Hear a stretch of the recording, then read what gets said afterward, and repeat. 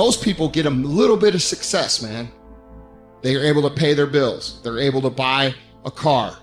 They're able to live in a decent house. They're able to compete with their high school buddies or their circle of friends, and they're doing okay in that circle of friends. And that's where they stay. And they stay there until they die. And I want you to think about that. That's how people get in ruts. And the only difference between a rut and a grave is the depth of the hole. The degree of which you are rewarded is directly proportional to the degree of hard work that you put in. If you just do what you want right now all the time, one of the problems with that is you're going to get yourself in trouble. And everyone knows that. This is why 2-year-olds can't really live on their own, because they're whim predicated with no thought whatsoever for the iterating consequences of that into the future. Because people are self-conscious and can see the future, we have to bind our actions in the present in relationship to our future selves. You have to act now so you don't hurt you tomorrow and you next week and you next month and you in a year and 5 years and 10 years. And that's actually a community of potential selves that extends across time. You sacrifice the whims of the moment, so that's delayed gratification and maybe a definition of maturity. You sacrifice that because it's a better medium to long-term contract or covenant with yourself, but at the same time, that applies to everyone else, because there's no difference between me serving who I'm going to be when I'm 75 and me serving other people. That ethos unites. I'm gonna tell you what people don't want to tell you. Why you stop is because you're lazy. You don't mind getting bad grades in school. It doesn't bother you enough to be mediocre, to be average, to sit around and watch people do great things. You don't mind it. You don't care enough about yourself. When that mind gets relaxed, man, you are... It's supposed to be hard, man. It's supposed to be grimy. It's supposed to be gritty. It's supposed to be horrible. It's supposed to be really ugly. I'm supposed to be battered. I'm supposed to be bruised. I'm supposed to be beaten. Your mind has to touch hardship. It's how you start to create the calloused mind. This is how I'm going to grow. I guarantee you, when you do it, nobody can do it like you do it. The problem is you don't hardly do it. You love sleep too much. You love that alcohol too much. You love that substance too much. You love that vice too much. There's something that you love more than yourself, than your dreams, than your goals. Easy never pays well. So if you're thinking that it's just going to be a walk in the park, you're dead fucking wrong. You have to give it every fucking bit of effort and energy you have to pull it off. And you have to work harder than everyone else. Work while they sleep, learn while they party, save while they spend, and live like they dream. In any case, people do waste a lot of time, and they also act counterproductively a lot of the time. Regardless, we do make progress, and we can thrive under the difficult conditions that make up our lives, and we can resist the malevolence that entices us. That's within our power, and we don't know the limits to that. And we also know that it's better to, we all know this, that it's better to live courageously than cowardly. Everyone knows that. That's what you teach people that you love.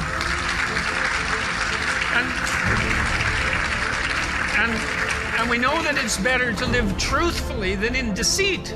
And you can tell that too, because that's also what you tell people that you love. And we know that you should pick up your damn responsibility and move forward. Everyone knows that. It's part of our intrinsic moral nature. And that nature is there.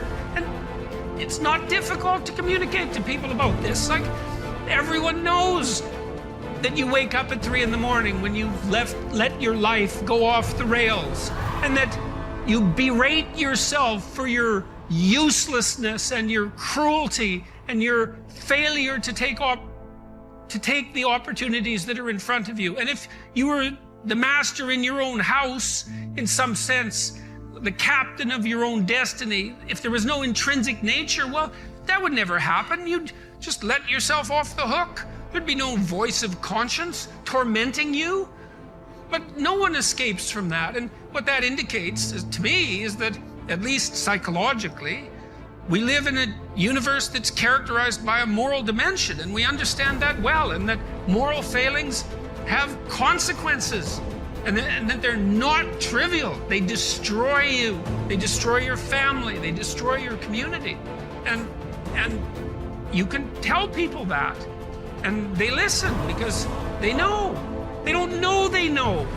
That's the thing, and maybe that's the thing about being an intellectual. You have the opportunity to articulate ideas that other people know, they embody, but they can't articulate. And that's what people tell me. They say, well, you help me give words to things that I always knew to be true but couldn't say.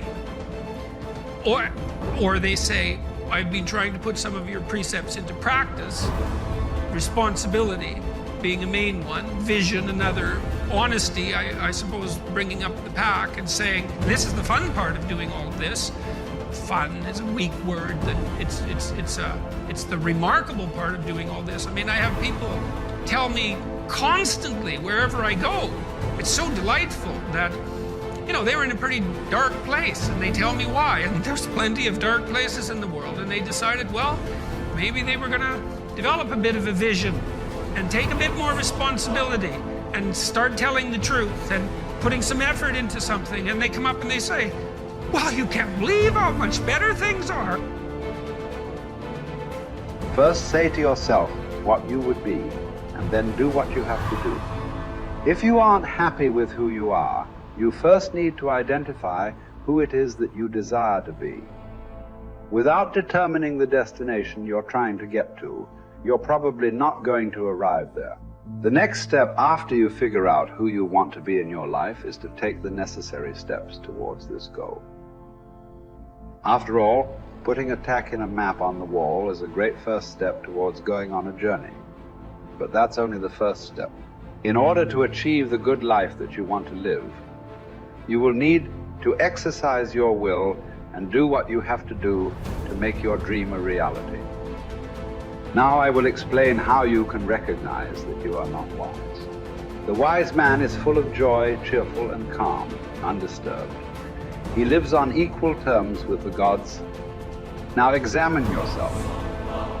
If you are never sad, if no hope disturbs your mind with anticipation of the future, if by day and night the condition of your spirit is even and unvarying, alert and happy with itself, then you have reached the high point of human good. The greatest obstacle is probably when meditation comes out of a sense of lack or neediness. So you feel you are deprived of something, be it money or a relationship or a living situation, and you feel there's a great lack in your life and you desperately want this to change. And so you perhaps use manifestation in a way that is not likely to work when, for example, you use affirmations such as I want a better job, I want a job with a good income and a life situation in a nice place, and I want this and I want that. By making these statements, you're actually, by implication, saying that you don't have it. So you're also, by saying that you're there's a reverse side to your statement, I want, and on the reverse side of the statement, I want, there is the statement, I don't have, and I need.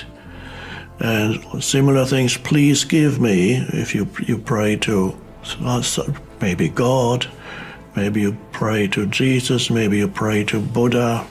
They do that in Buddhist countries. Maybe you pray to a saint or whatever it is, or you pray to the universe and say, please, universe, please give me this, please give me that. That also doesn't work very well. If it works, it could be accidentally, who knows, but usually that greatly diminishes your power of manifestation, because the manifestation practice arises out of a state of lack or neediness. So there's no powerful manifestation there.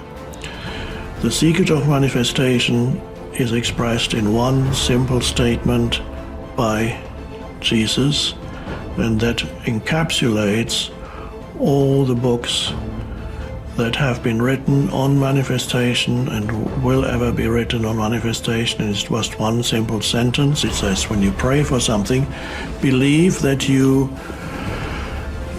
it has been given, or that you already have it, and then you will receive it. So the important thing is, he doesn't say believe that you will receive it. He says believe that you have received it. So there, the secret is hiding in that statement, believe that you have received it.